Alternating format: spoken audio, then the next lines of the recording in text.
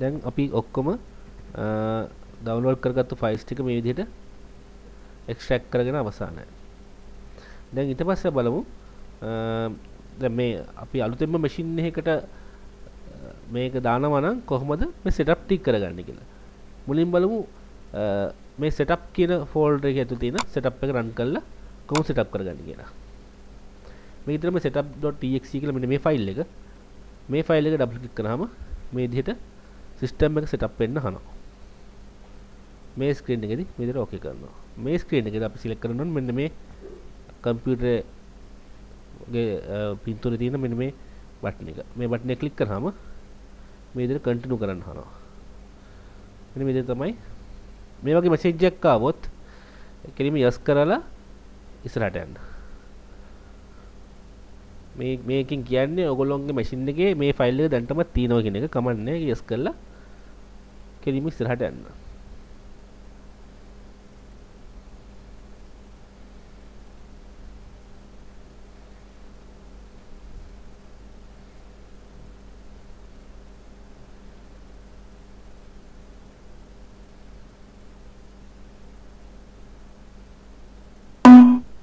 මෙන්න මේ විදිහට අන්තිමට සම්පූර්ණයෙන් setup එක run වුණාන් පස්සේ assessment system setup was completed successfully කියලා මේ වගේ message එකක් එනවා. මේක ඕකේ කරලා ඒ setup එක ඉවර කරන්න පුළුවන්. ඊට පස්සේ බලමු report software එක.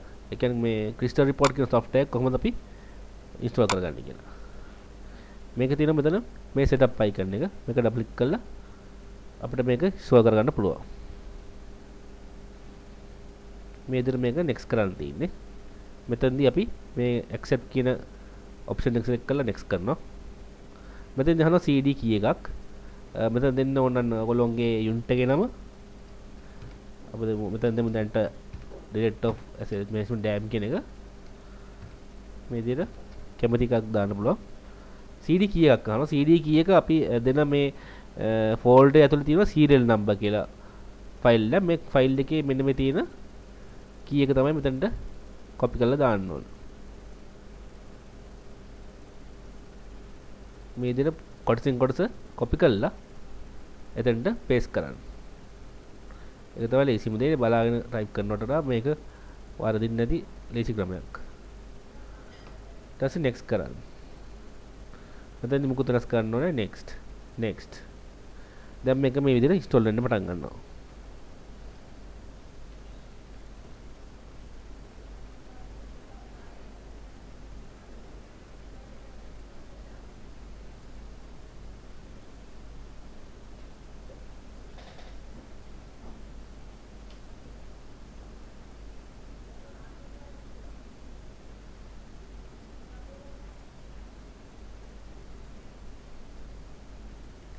setup එක අතර වාරේ කිසිම ප්‍රශ්නයක් අහන්නේ නැහැ. ඒක නිකම්ම මේ විදිහට setup කියලා වීගෙන යනවා.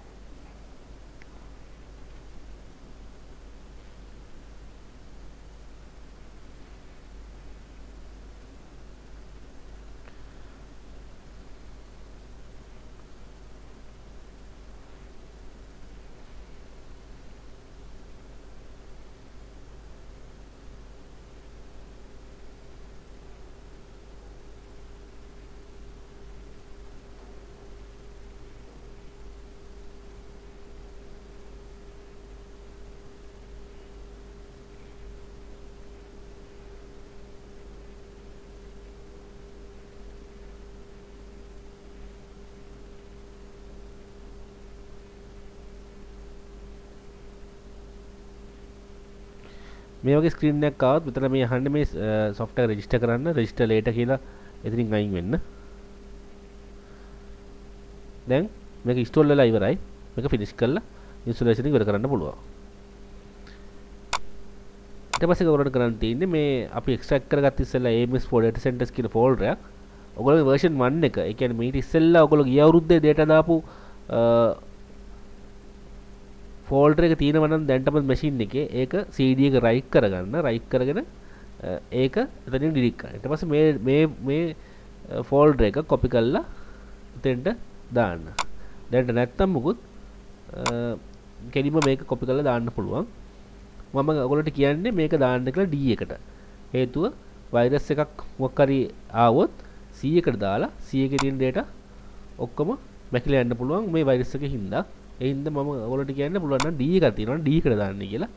එහෙම නැත්නම් 100කට දැම්මත් කමන්නේ. ඉතින් ප්‍රශ්නේ මොකක්ද වෛරස් එකක් ආවොත් මැකෙන්න පුළුවන් දෙය තියෙන data ආපහු මුසරය මුලින්දම දාන්න වෙනවා.